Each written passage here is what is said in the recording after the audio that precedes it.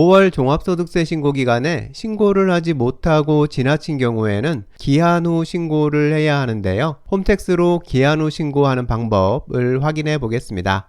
홈택스에 로그인 하고요. 종합소득세 신고 메뉴를 클릭해서 신고서 선택 화면으로 이동합니다. 화면에서 보면 각 신고서 종류별로 기한 후 신고 메뉴를 볼 수 있으니까요. 원하는 신고서 종류에 있는 기한 후 신고를 클릭해서 신고를 진행합니다.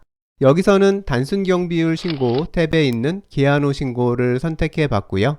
신고서 작성이 시작되면 우선 기한 후 신고를 할 대상 연도를 선택해야 하는데요. 만일 2022년 5월에 해야 할 신고를 놓쳤다면 신고 대상 연도는 2021년이니까요. 귀속 연도를 2021년으로 선택하면 됩니다.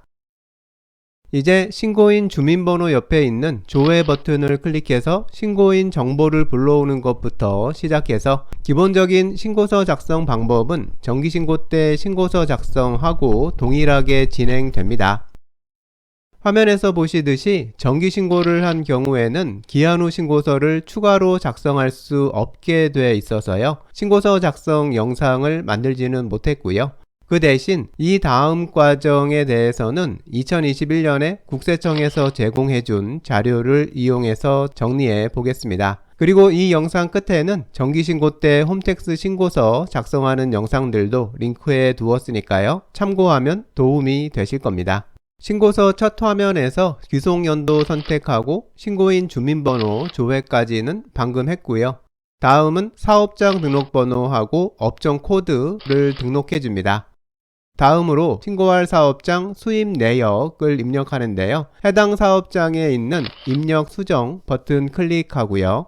단순 경비율 소득 금액을 계산해주는 팝업 창이 뜨면 신고할 총 수익 금액을 입력해 주고요. 그러면 소득 금액은 자동으로 계산되고요. 계산된 내용 등록해 줍니다.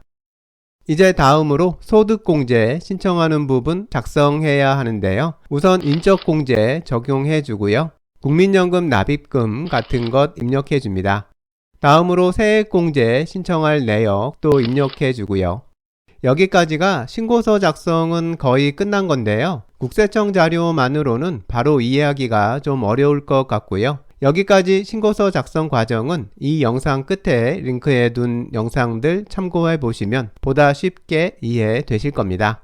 이제 가산세 내역을 입력해야 합니다. 기한 후 신고의 경우 가산세가 부과되는데요. 정기신고 기간에 신고를 안 한 것에 대해서 무신고 가산세가 붙고요. 정기신고 때 납부했어야 하는 세금을 늦게 내게 된 것에 대한 납부지연 가산세가 붙게 됩니다. 가산세 내역 작성 방법을 살펴보면요. 먼저 무신고 가산세의 경우 일반 무신고 항목 옆에 있는 감면율 계산 버튼을 클릭하고요. 팝업 창에서 일반 무신고 부분에 있는 무신고 납부세액 항목에 납부해야 할 세금 금액을 입력해 주고요. 다음으로 감면율을 선택해 줍니다. 그러면 가산세액은 자동으로 계산됩니다. 여기서 입력할 납부세액은 앞에서 작성했던 신고서 내용 중에서 산출세액에서 세액공제 적용된 금액을 빼준 금액을 입력하면 됩니다.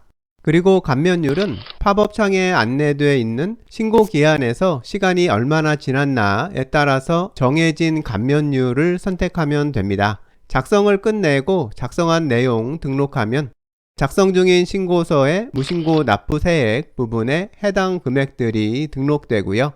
다음은 납부지연 가산세인데요. 납부지연 일수는 옆에 붙은 계산기 클릭하면 계산할 수 있고요. 다음으로 미납부세액 입력해 주면 가산세가 계산됩니다.